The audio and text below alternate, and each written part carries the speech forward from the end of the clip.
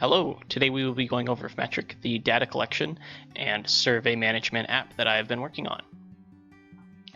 Now what we will start out with, as you can see here, this is a screen capture of my current phone display, but we're not going to start with this. We're actually going to start with how Fametric works.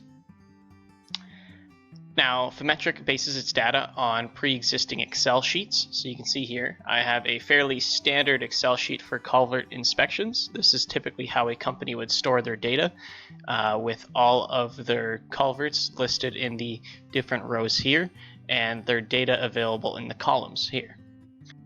Now, what's key about Fametric is it takes this pre-existing Excel data and presents it with a custom interface, so that you can interact with the data, so there's no more need for paper inspections. This reduces the amount of time it takes to do a complete inspection, because once the data is entered into the app, it automatically saves this data back to the original Excel spreadsheet. There's no need to fill out a paper inspection, bring it back to the office, and then enter it manually into this Excel spreadsheet that's presented in front of us. So now we'll take a look at the app. So I'll open up my phone screen, and we'll begin with the permissions. You can see we have the Fametric app here. The logo has not been chosen yet and is completely customizable to the customer's needs. So we'll go to App Info and Permission, and you can see here that Fametric uses very basic permissions. It uses camera, location, and storage, and these permissions are only accessed when the app is open. You won't see any background processes running, so you don't have to worry about your location always being tracked. It's only when the app is open. We also don't need any data like contacts. You can see in a lot of other apps that although they don't need them, they always ask for the contacts. We don't do that. So now we'll actually go ahead and open the app.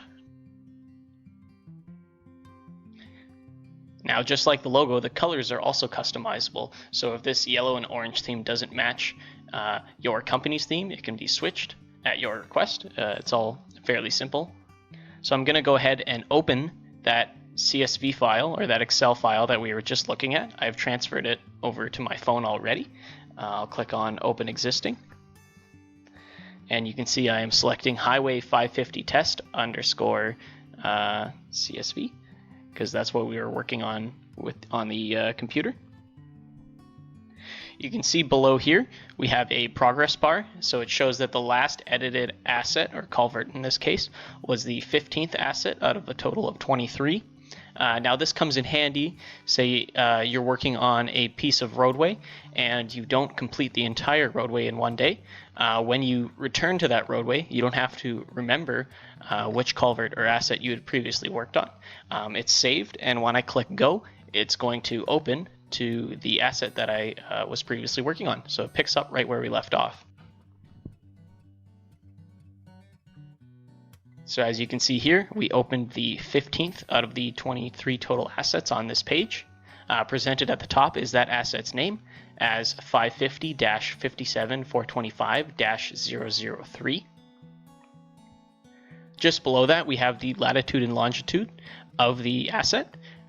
This comes in handy when we want a precise location for the asset. And what's special about Fametric is that it's also connected with Google Maps. So clicking that button in the center of the latitude and longitude will open Google Maps and place a pin where that asset should be, so that we can drive to it and ask for directions. Now this works without a data connection, so long as you have Google Maps installed on your device, which is fairly standard now. So we will show that now. I will click on the Google Maps button,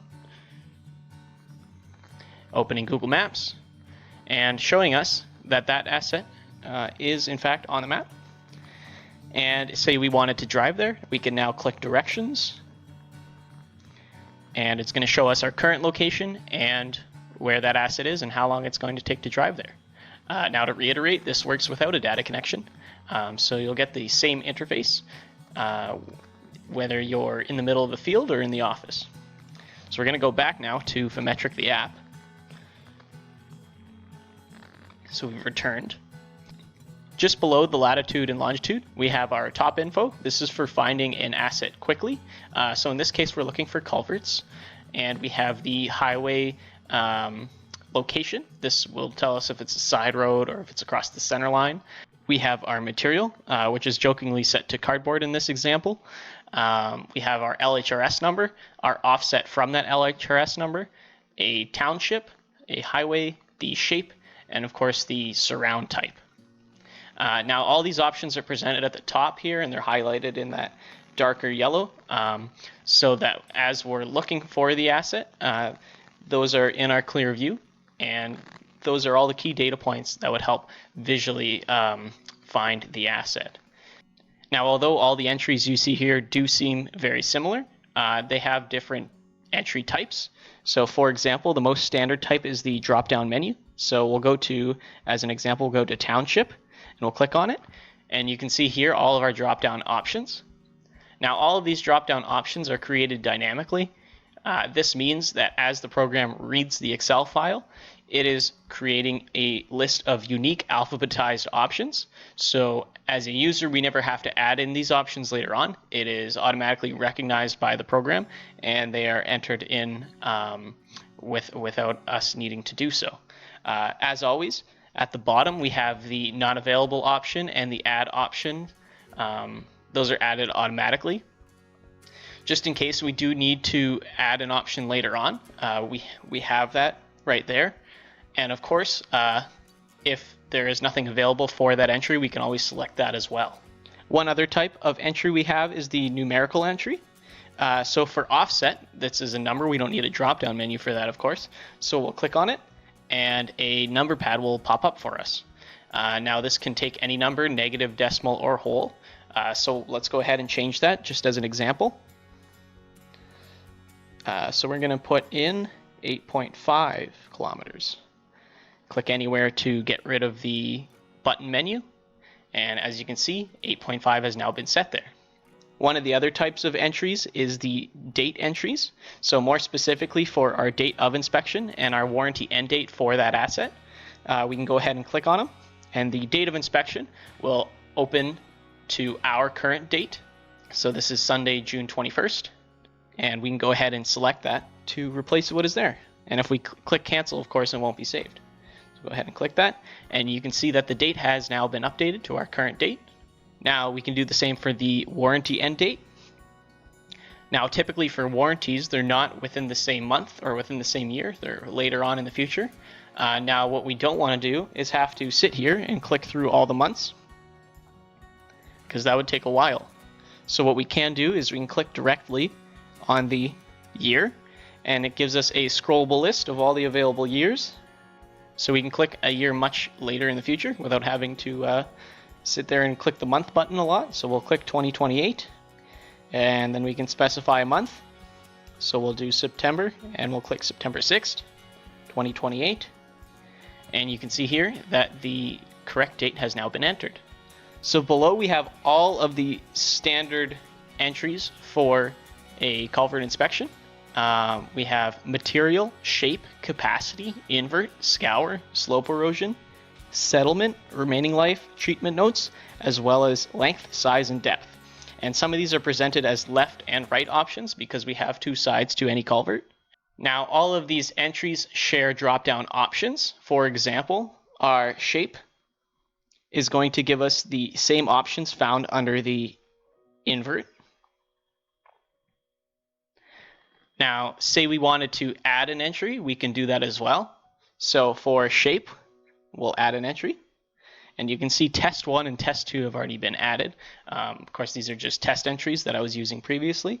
So I can go to add option, and we can add a new category and type it in. So we're going to put test 3 as our new option. And you can see that test 3 has automatically been entered into the shape right category. And as mentioned before, the drop-down menus on, say, the right side for shape should match the left side for capacity. So if we go to left side capacity now, you'll see that test 3 has been added to the drop-down menu. So there we go. We see test 3 down at the bottom. And we can enter that again. The next entry type in Fametric is the notes. So we can put in simple notes. Say we do have some notes we want to make on an asset that don't fit in the above categories. We can always add those in. So we'll click on the notes bar and a keyboard will pop up and allow us to enter notes. So we'll put this is a test for Fametric. And we can click anywhere on the screen to get rid of that keyboard. We can also add in our length, size, and depth, and as seen before, these are number-based entries. So we can put in 50. And those are all the standard entries found in Fametric. Now, some of the more advanced entries found in Fametric. As mentioned before, we do have latitude and longitude found at the top here. Now, we can't click on those to edit them because we don't want to be able to add in a false GPS location. So this is where the GPS capabilities of Fametric comes into play. Down on the bottom left, we can click on the Get GPS button, and what it will do, it will return the current latitude and longitude of our device, as well as the current accuracy. Now, for privacy reasons, I have blurred out the last couple digits of my current location, but we'll go ahead and show that function now.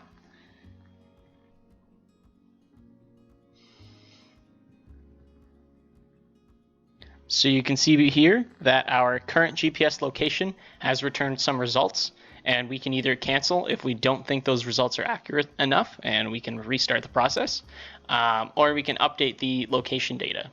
Now, the GPS accuracy is entirely based off the accuracy of your current device. Typically, from tests, accuracy ranges between 3 and 11 meters. Now, this is a radius, and during testing, what I saw was if I used this result with the Google Maps function that we had presented before, there were no instances where I wasn't directly on top of the culvert. So it worked great. I would pull up with my car and I would always be directly on top of the culvert, and it seemed that the GPS location was extremely accurate. So we'll go ahead and click Update Location, and you'll see that our location has been updated and it has been reflected in the latitude and longitude. Another feature in Fametric is the ability to take photos. Now, for a standard culvert inspection, we are to take one photo of the left side of the culvert and one photo of the right side of the culvert. And this is presented as two photo buttons at the bottom of the app. Right now we have a stock photo to fill that in. This can be adjusted to your liking. Now we can go ahead and click on those buttons, the left side or the right side button, to match a left side or a right side photo. And it will open up the standard camera app on your phone. So we'll go ahead and do that now, starting with the left photo. And as an example, we're going to take a photo of this thermos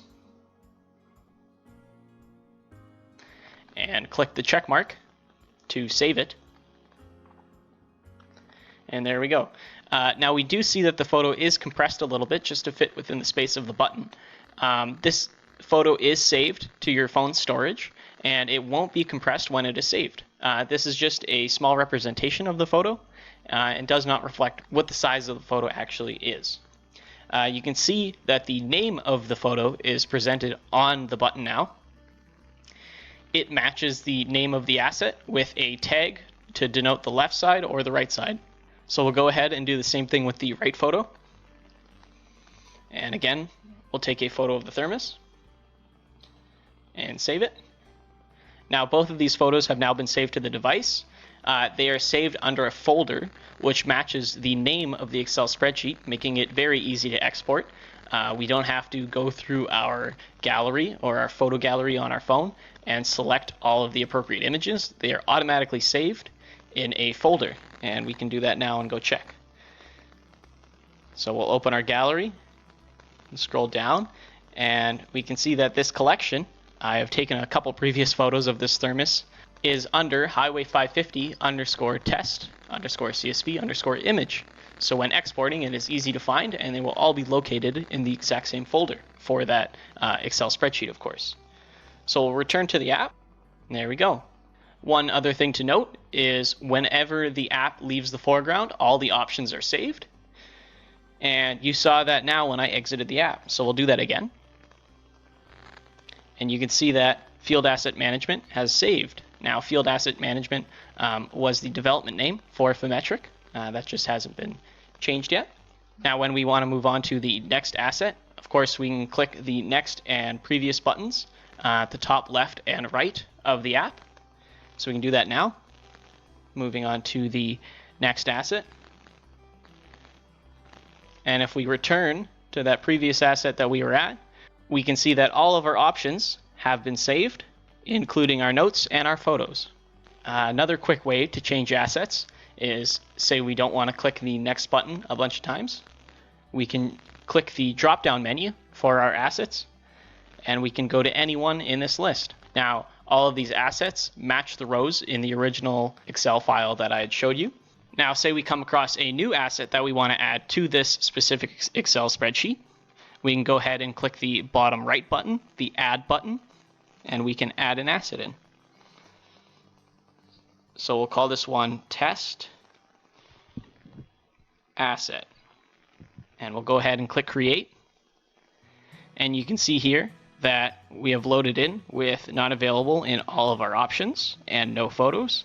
And it's up to us to fill this out. It uses the same drop-down menus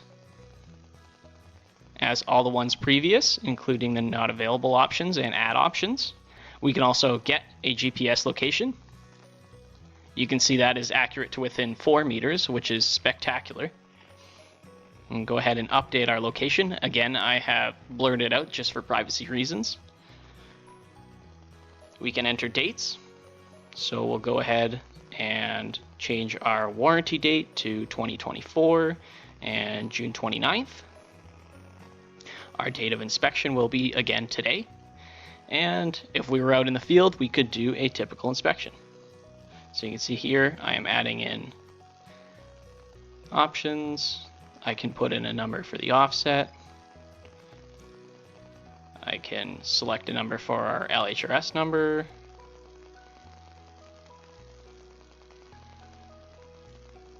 And I'm going to put a special note in here. This is special. Put a special note in there, and we'll make sure this saves, which it's going to save anytime we leave this view. And what we're going to do is show the export feature. So actually, we'll hit the back button to go back to the main menu. You can see that it tells us that it has successfully saved. We now have one more total asset. If we go back to that test asset, go back to the main menu again, and this time we're going to hit export. Now export will export that current CSV with our save data and allow us to email it. So we click export, and it shows us all of our options for exporting it. Now we're not going to export it because it already exists on our device. We're just going to go and look at it. So I'll go home and go to our files, go to that internal storage, and the location where it's located. We can see that previously I had loaded it into my documents folder, and we can open our Highway 550 test CSV, and we're going to show you that our test asset has been added, and our special note, where is that? This is special. So you can see that everything that we have added has been saved successfully. And if we were to export this, then there is no more work we have to do. We no longer have to take cumbersome papers with us. We don't have to carry a GPS or a camera. All of the system's features are integrated into this phone. And we can just continue.